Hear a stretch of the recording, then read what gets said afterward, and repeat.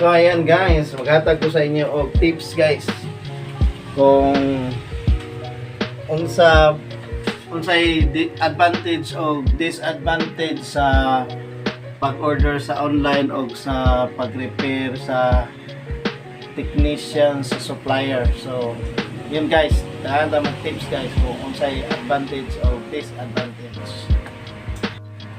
So first of all guys, actually dili gid ta maayo mag-advise ani guys, pero akong ka-advise sa akong experience.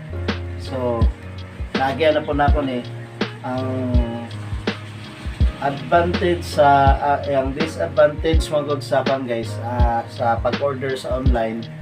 Ang una mong gud nga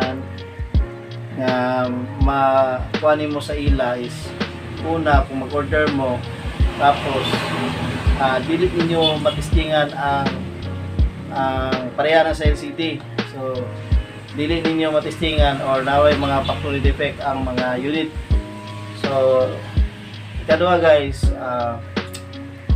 ang model na sa LCD is nakalahi ko na siya og mga flex connector. So daghan pareho na po yung mga lahi nga mga connector. So basin ang lahi ang ma-deliver sa inyo. So ikatulo nga kwan guys, kay ang sa delivery manggod dili siya kwan guys, dili siya ikatulo guys, usahay ang delivery madili manggod siya guys. So ang advantage po sa kwan guys sa mga technician is ang unit gid ninyo guys dalon gid dito sa supplier para matistingan ang unit. Dili lang kayo isa ka LCD or duha ka LCD ang itistingan na guys. So pwede 3, 4, 5 para ma-check it guys nga wala siya mga factory defect, para ng ghost touch, yung color, na may mga line ang mga kan guys, line sa edge.